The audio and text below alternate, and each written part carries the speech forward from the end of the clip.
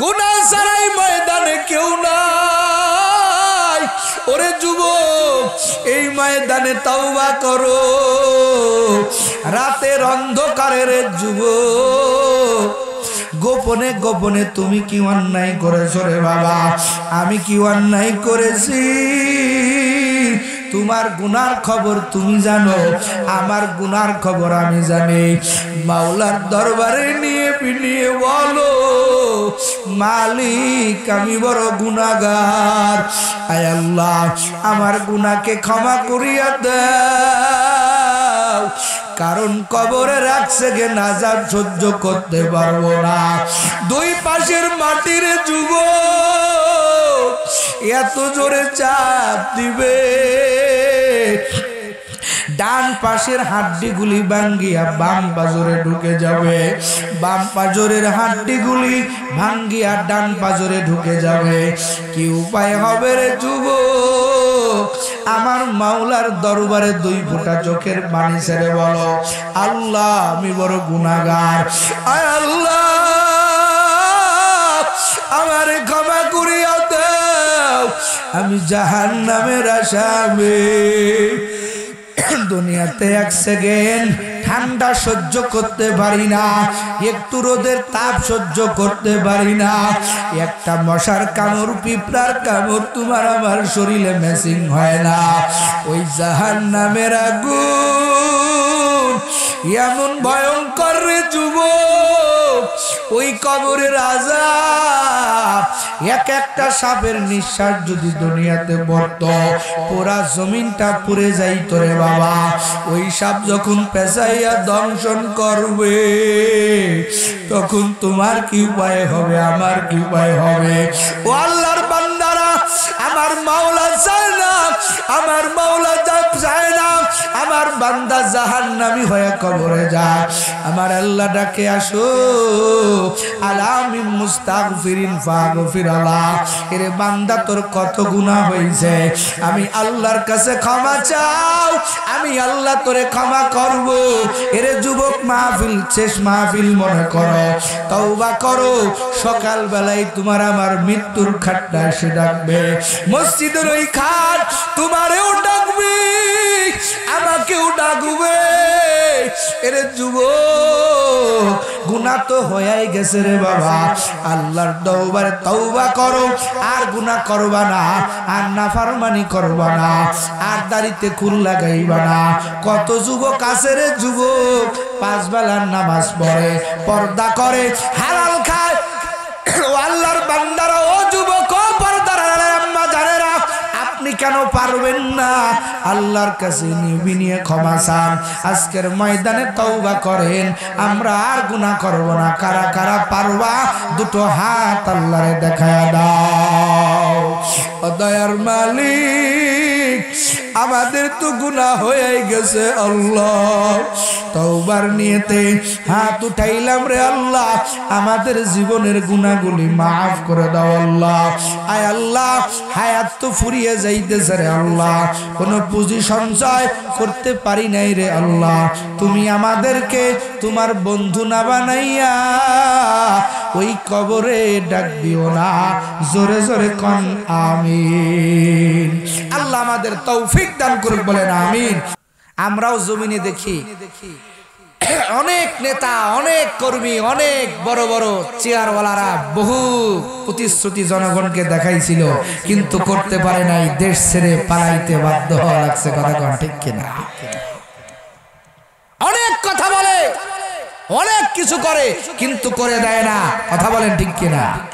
বোঝা গেল এদের সাথে ফেরাউনের সম্পর্ক আছে। কথা কোন ঠিক কিনা? ও আল্লাহর বান্দারা,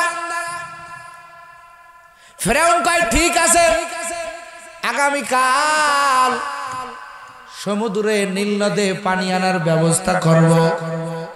এবার ফেরাউন রাত্র হওয়ার পরে চিন্তা করে, কারণ ফেরাউনও জানে আমার ক্ষমতা নাই নীল দরিয়ায় পানি আনা, এটা একমাত্র পারবেন তিনি। কি জোরে কর, আরো জোরে কর।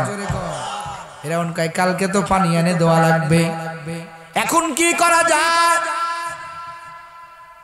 ফেরাউন জানে এটা আমার দ্বারা সম্ভব হবে না, ওই কার কাছে যাওয়া লাগবে? জোরে কর, আরো জোরে কর।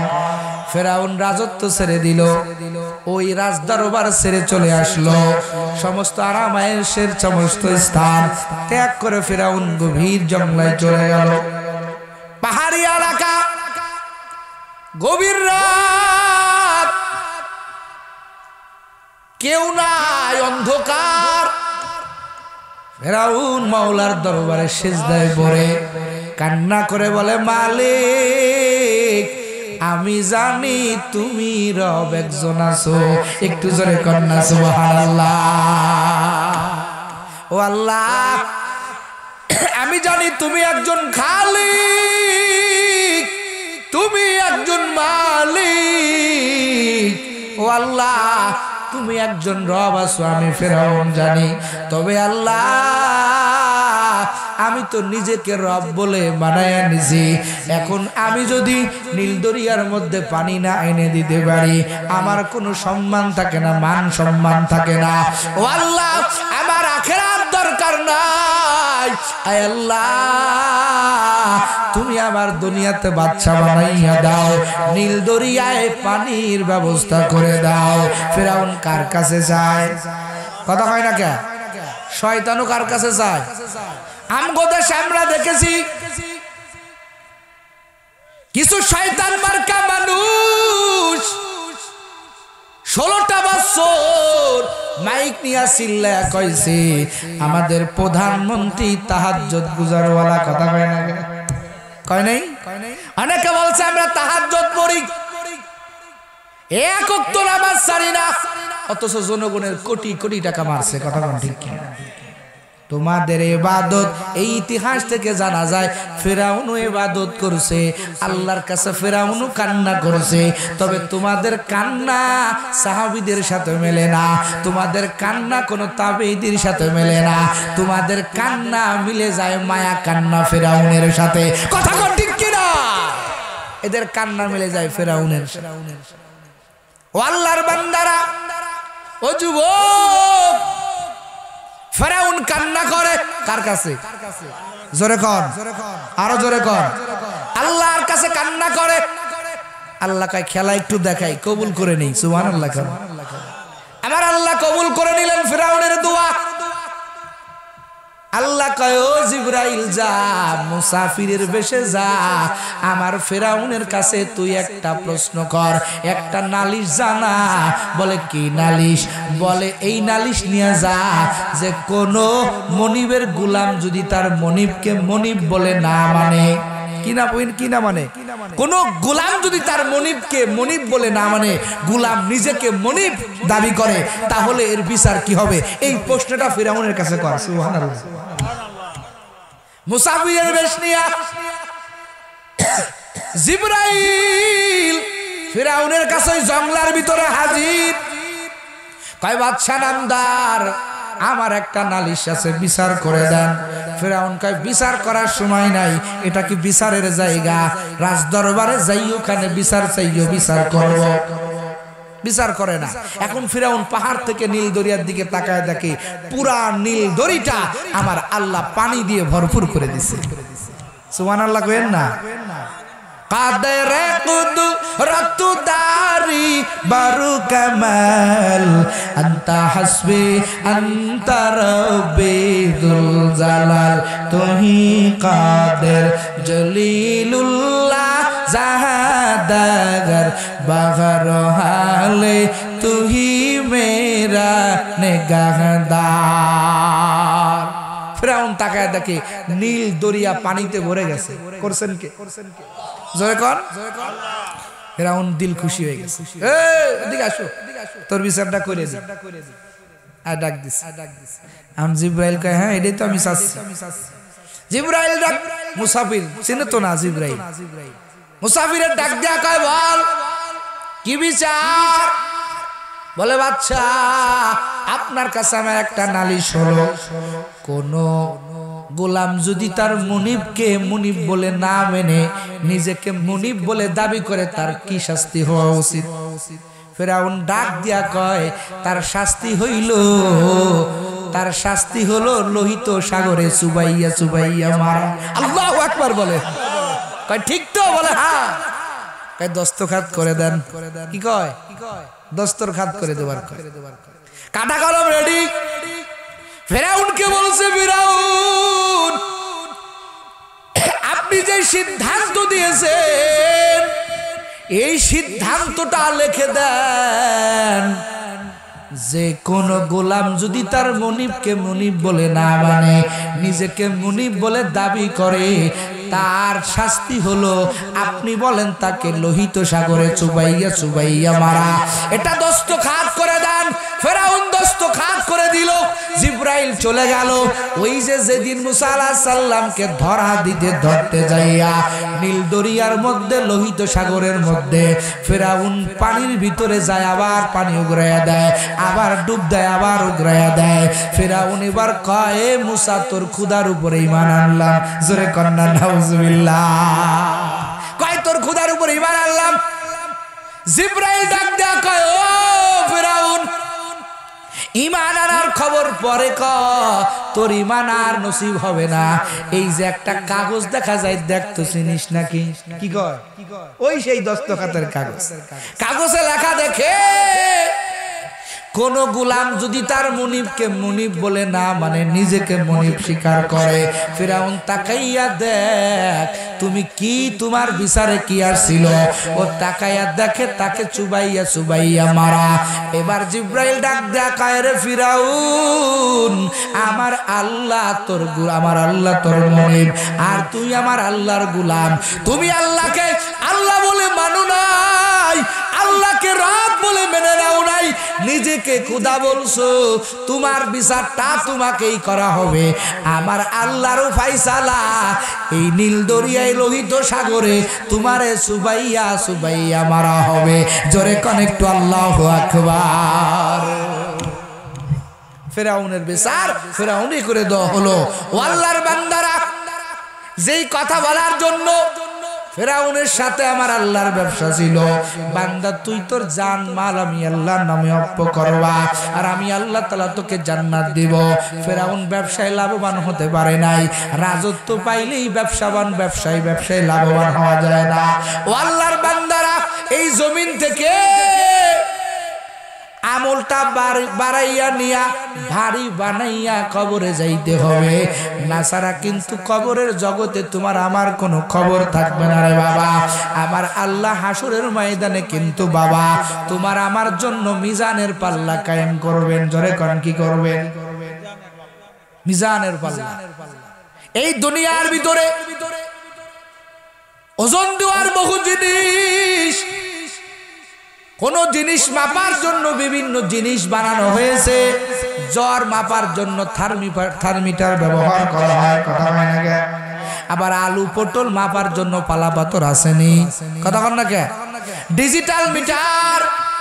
ও যুবক, এই দুনিয়ার লাইফ তুমি কাটাইতেছো, আমি কাটাইতেছি রে বাবা।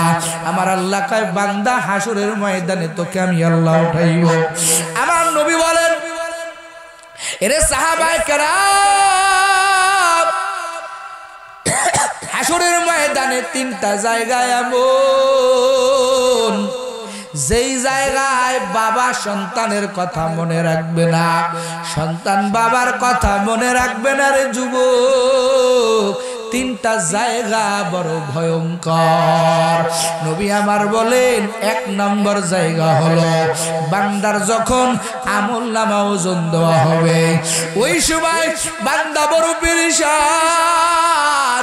আমার আমলনামা কি ভারী হবে, আমার নেকের পাল্লা কি ভারী হবে, নাকি আমার আমলনামা হালকা হয়ে যাবে? আমার নেকের পাল্লা হালকা হয়ে যাবে, বান্দা পেরেশান হয়ে যাবে। কারণ আমলনামা যার নেকির পাল্লা ভারী, আমার আল্লাহ ওই বান্দাকে আমলনামার ডান হাতে দিয়া বলবে, বান্দা তুমি যাও যাও, তোমার ঠিকানা হলো জান্নাত। আর যারা আমলনামা নেকের পাল্লা হালকা হয়ে যাবে রে যুবক। আমার আল্লাহ বলবে বান্দা তোমার ঠিকানা হলো জাহান্নাম। এই জন্য নবী বলেন আমলনামা ওজন দেওয়ার সময় প্রত্যেকটা মানুষ পেরেশান হয়ে যাবে, না জানি আমার আমলনামা কি অবস্থা হয়, ওজনের ক্ষেত্রে আমার আমলনামার কি অবস্থা হয়। মুহাদ্দিসিনে কেরাম এই আমলনামা ওজনের দিক দিয়ে সমস্ত মুমিন বান্দাদেরকে চারটা ভাগে ভাগ করেছেন। জোরে কোন কয় ভাগ? জোরে কোন কয় ভাগ? চার ভাগ। মিলাই নেবেন আপনি কোন ভাগে আছেন, আর আপনার ফলাফলটা কি আমিও মিলাই নেব আমি কোন ভাগে আছি। মুফাসসিরে কেরাম বলেন আমলনামা ওজনের দিক দিয়ে আল্লাহ তাআলা সমস্ত মুমিনদেরকে কয়টা ভাগ করবেন? জোরে কোন কয় ভাগ? সমস্ত মানুষকে আমার আল্লাহ চার শ্রেণীতে বিভক্ত করবেন। এক প্রকারের লোক থাকবে যাদের আমলনামা আমার আল্লাহ হিসাব নিবে না। সুবহানাল্লাহ। আমার আল্লাহ ওজন দিবে না। মালিক বলবেন ও বান্দা তোমার আমলনামা ওজন দিব না, তোমার আমলনামার আজকে কোনো হিসাব নিব না, তোমার আমলনামার কোনো ওজন হবে না। আল্লাহ বলবে তুমি বিনা ওজনে, তোমার আমলনামা বিনা ওজনে। আমি আল্লাহ সুসংবাদ দিয়া দিলাম তোমার ঠিকানা হলো জান্নাত। এরা কারা? নবী বলেন এদের কোনো গুনাহ নাই। এখন কথা হলো নবীর একটা হাদিসের মধ্যে নবী বলেছেন যে ও সাহাবায়ে কেরাম আমার উম্মতের মধ্যে আল্লাহ তাআলা আমাকে জানাই দিয়েছেন ৭০,০০০ আমার উম্মতদেরকে আল্লাহ তাআলা বিনা হিসাবে জান্নাতের মেহমান বানাই দিবেন। কত হাজার? কত হাজার? ৭০,০০০। এই হাদিসটা নবী যেদিন বললেন ওমর দাঁড়ায় কয় নবী আপনাকে ৭০,০০০ দিল আর আপনি রাজি হয়ে গেলেন? আমার নবী বলেন না এরে ওমর ৭০,০০০ কেন রাজি হইব? আমার মাওলা যেদিন আমাকে বলছেন এরে মুহাম্মদ তোর ৭০,০০০ উম্মতকে আমি আল্লাহ বিনা হিসেবে জান্নাতে দিব, ওই দিনকে আমি কান্না করে বলেছিলাম আল্লাহ ৭০,০০০ তো আমার জন্য কম হয়ে যায়, আল্লাহ গো একটু বাড়াইয়া দেন। আমার আল্লাহ বলছিল এরে দোস্ত জান জান প্রত্যেকটা ৭০কে ১০০০ দিয়া গুণ দেন। ৭০ গুণ ৭০ যত হয় ৪৯০ কোটি আমার পয়গম্বরের উম্মতকে আমার আল্লাহ বিনা হিসাবে জান্নাতে দিয়া দিবে। নবী বলেছে ৪৯০ কোটি এই উম্মতের কোনো হিসাব হবে না, এদেরকে বিনা হিসাবে আল্লাহ জান্নাতের মেহমান বানাই দিবেন। সুবহানাল্লাহ কইলেন না? ৪৯০ কোটি। আল্লাহ তুমি এই ৪৯০ কোটির অন্তর্ভুক্ত আমাদের করিও। আমিন কয় না? দেখছো চান না যে আপনার হিসাব হন না, আপনার হিসাব যাতে না হোক এটা আপনি চান না? হিসাব যদি আল্লাহ নিয়েই ফেলেন কঠিন হিসাব নিবে, খুব সাবধান। এখন আসেন এই কথাটার মধ্যে নবীর একটা হাদিস দিয়ে একটু প্যাচ লাগানো যায়, সেটা হলো নবী আরেক হাদিসের মধ্যে বলেছেন আলা কুল্লুকুম খাত্তা, আমার সব উম্মতেরা গুনাহগার, গুনাহ ছাড়া কোনো উম্মত নাই। আবার নবী বললেন ৪৯০ কোটি আমার উম্মতেরা বিনা হিসেবে জান্নাতে যাবে, তাহলে দুটার মধ্যে প্যাচ লাগলো না? কথা কন না, প্যাচ লাগলো না? নবী বলেন সবাই গুনাহগার, সব উম্মত গুনাহগার। এখন গুনাহগারকে তো আমার আল্লাহ তাআলা বিনা হিসেবে জান্নাত দিতে পারে না। এই প্যাচটা ছুটানোর জন্য নবীর আরেকটা হাদিস আনতে হবে। আমার পয়গম্বর বলেন আত্তাইবু মিনাদ যামবি কামাল্লা যামবালা, ওরে বান্দা যখন তওবা করে ওই বান্দার আমলনামায় কোনো গুনাহ থাকে না, আমার আল্লাহ সব গুনাহগুলি মাফ করে দেয়। ও আল্লাহর বান্দারা, প্রথম প্রকারের ব্যক্তি কারা? যাদের হিসাব হবে না, যাদের কিতাব হবে না, আল্লাহ পাক বলবেন বিনা হিসাবে জান্নাতে চলে যাও। ওই বান্দা হলো তারা যারা গুনাহ করে না, যদিও গুনাহ হয়ে যায় সঙ্গে সঙ্গে তওবা করে। আর তওবাকারী আল্লাহর বান্দা কেমন? যেই বান্দা তওবা করবে ওই বান্দার আমলনামায় কোনো গুনাহ থাকে না। জোরে কোন সুবহানাল্লাহ।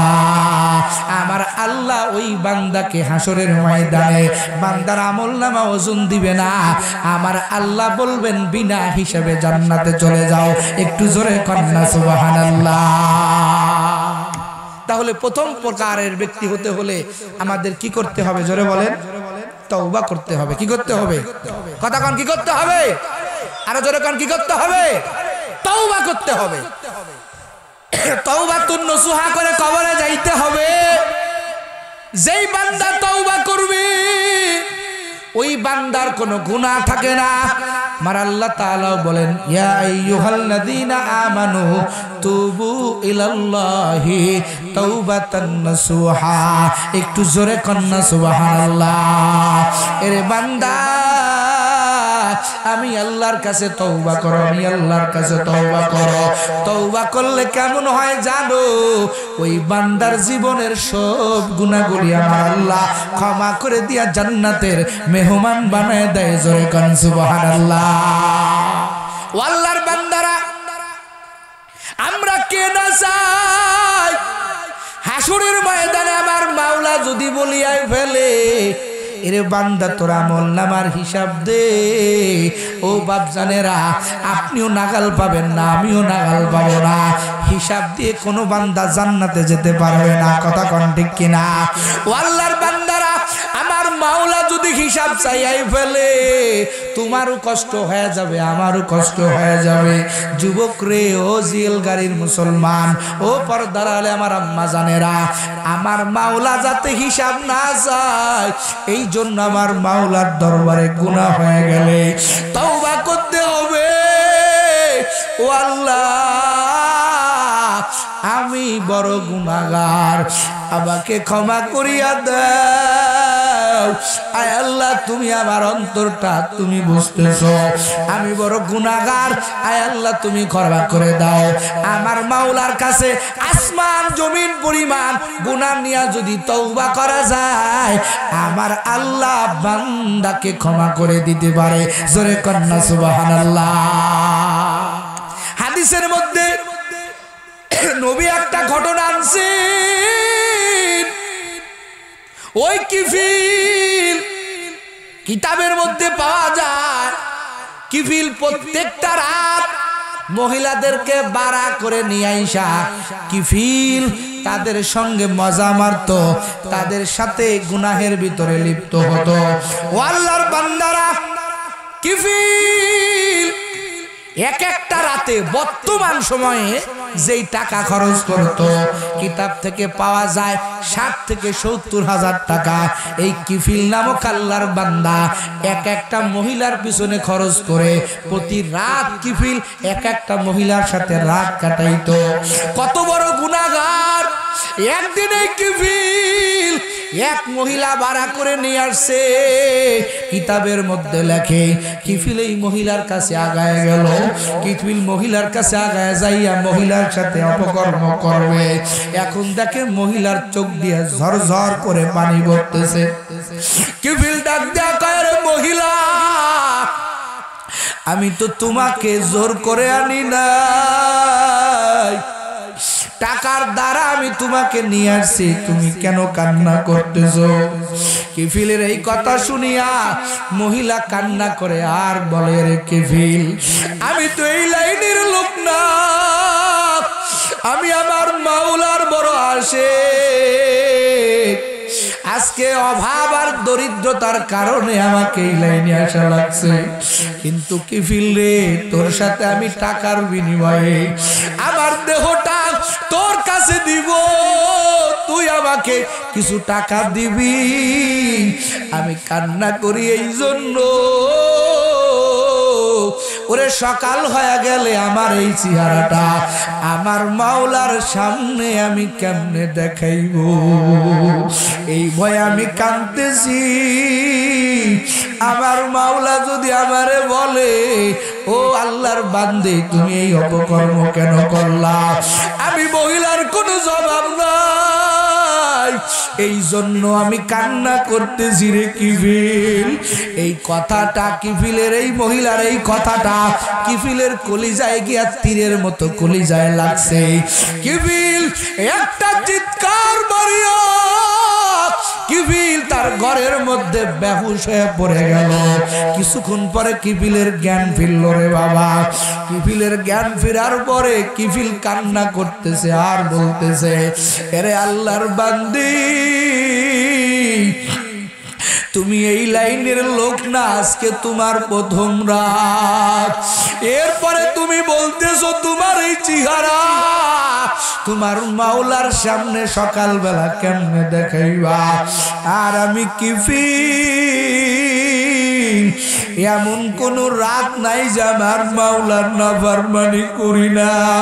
ওরে আমি আমার মাওলার এই চেহারাটা কেমনে দেখাইব। ও মহিলা, আজকের প্রথম রাতে তোমার কলিজাটা ভেঙে যাইতেছে। আর আমি এমন কোন রাত নাই যেই রাতে আমার মাওলার নাফরমানি করি না। এরে মহিলা, তোর কত টাকা লাগবে? এই টাকাগুলি নিয়ে যা, আমি তোর সাথে অপকর্ম করব না। আমার মনে আমার মাওলার ভয় ঢুকে গেছে। আমি তওবা করতেছি, আজকের পরের থেকে আমি আর গুনাহ করব না। ও আল্লাহর বান্দি, তুমি আমার জন্য একটু মাওলার কাছে দোয়া করো। কিফিলের জন্য ওই মহিলা আল্লাহর কাছে দোয়া করলো, আল্লাহ তুমি কিফিলকে ক্ষমা করে দাও, কিফিলের গুনাহগুলি মাফ করে দাও। ও পর্দার আড়ালের আম্মা জান, ও যুবক, প্রতিদিন তুমি গুনাহ করতেছো, আমি গুনাহ করতেছি। একদিনের জন্য তোমার আমার ভিতরে এই ভয় জাগে না? সকালবেলা আমার এই চেহারাটা আমার মাওলাকে আমি কেমনে দেখাইব? আমার মাওলার সামনে আমি কি নিয়ে হাজির হব? এই চিন্তা তোমারও নাই রে বাবা, আমারও নাই। কিফিল কাঁদে আর বলে, ও মহিলা, আমাকে ক্ষমা করে দাও, আমার মাওলা যাতে আমারে ক্ষমা করে দেয়। বিনা হিসাবে বিনা পারিশ্রমে টাকাটা মহিলাকে দিয়ে দিল। কিফিলের তওবা। ও যুবক, ও জিয়াল গাড়ির মুসলমান, ও পর্দার আলের আম্মা জানেরা, কিফিলের তওবা আমার আল্লাহর কাছে কেমন কবুল হয়েছে। রাতের বেলায় কিফিলের ইন্তেকাল হয়ে গেছে, একটা নেকির কাজ করতে পারে নাই। গ্রামবাসী ডাক দিয়া বলে, কিফিলের জানাজায় আমরা কেউ যাব না, কিফিলের কেউ গোসল করাইব না। এই কিফিল বড় গুনাহগার।